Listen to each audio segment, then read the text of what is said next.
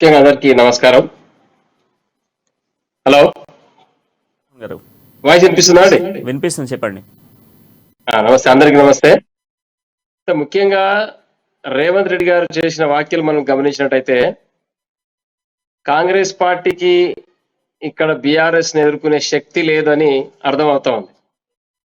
మనం గడిచిన రోజుల్లో చూసినట్టయితే బీఆర్ఎస్ ను కాంగ్రెస్ గద్దెదిస్తుంది.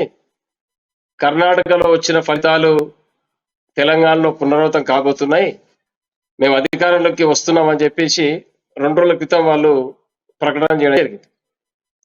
ఇప్పుడేమో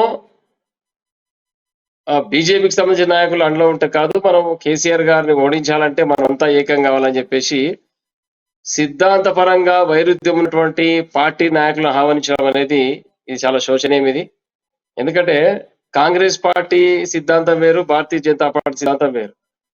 మరి తెలంగాణ ప్రాంతాన్ని అభివృద్ధి తీసుకుపోయి దేశ రాజకీయాలకు రాబోతున్న ముఖ్యమంత్రి గారు ఒక సిస్టమ్ పైన పోతా ఉంటే వారిని ఎదిరించడానికి, వారిని ఓడించడానికి అధికారం కొరకే పరమావధిగా పనిచేస్తున్నటువంటి కాంగ్రెస్ పార్టీ సిద్ధాంతపరంగా వైరుధ్యం ఉన్నటువంటి భారతీయ జనతా పార్టీ నాయకులను కాంగ్రెస్ పార్టీకి రమ్మని ఆహ్వానించడం అనేది చాలా ఇబ్బందికర పరిస్థితి. ఇది రాజకీయంలో చాలా విచిత్రమైన పరిస్థితి.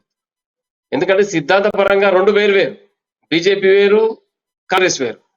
ఈ ఇంతటి సిద్ధాంతపరంగా వైరుధ్యం ఉన్నటువంటి కాంగ్రెస్ పార్టీ బీజేపీ నాయకులను ఆహ్వానించడం, అందులో ఇంతకు సుజాత గారు చెప్పినారు, రాజగోపాల్ రెడ్డి గారు కనుమరుగైపోయినారు, వారు పని చేస్తలేరు, ఎక్కడ పని చేస్తున్నారని వారి పైన విమర్శలు చేశారు. రాజగోపాల్ రెడ్డి గారి పైన విమర్శలు చేశారు, ప్లస్ ఈటెల రాజేందర్ గారి పైన కూడా విమర్శలు చేశారు. మరి అటువంటి పసలేని నాయకులను రేవంత్ రెడ్డి గారు ఆహ్వానించడం ఎంతవరకు సరిది? కాబట్టి ఇక్కడ కేవలం అధికారికం పరమాధిక కొరకే మాట్లాడుతున్నారు. ఎందుకంటే కాంగ్రెస్ పార్టీ తెలంగాణ ప్రాంతంలో గడిచిన 8 సంవత్సరాలుగా అద్భుతమైన అభివృద్ధి సాధించింది. తెలంగాణ ప్రాంతంలో ఉన్నటువంటి ప్రతి ప్రజల గుండెల్లో ఉన్నది బీఆర్ఎస్ పార్టీ. ఈ రోజు వారు దేశంలో ఉన్నటువంటి బడుగు రహిత వర్గాలు, వెనుకబడిన తరగతులకు అభివృద్ధి ఫలాలు అందించాలన్న గొప్ప ఉద్దేశంతో మతతత్వ రాజకీయాలకు వ్యతిరేకంగా వారు కేసీఆర్ గారు పనిచేస్తా ఉన్నారు.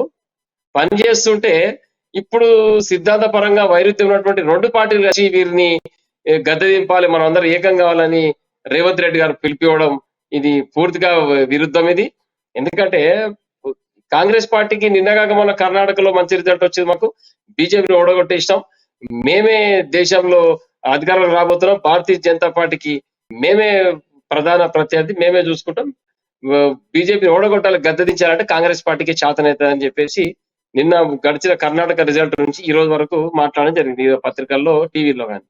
మరి ఈ రోజు సడన్ గా రేవంత్ రెడ్డి గారు మాట మార్చి భారతీయ జనతా పార్టీ నాయకులను ఆహ్వానించడం, మరి మొన్న నిన్నటి వరకు శత్రువులు ఈ రోజు మిత్రులు ఎట్లయితారండి? కాబట్టి ఒకసారి మీకు రామ్మోహన్ గారు, సుజాత గారు ఒక క్వశ్చన్ కూడా రేజ్ చేస్తా ఉన్నారు, మీరు చెప్తా ఉంటే ఒకసారి సుజాత గారు.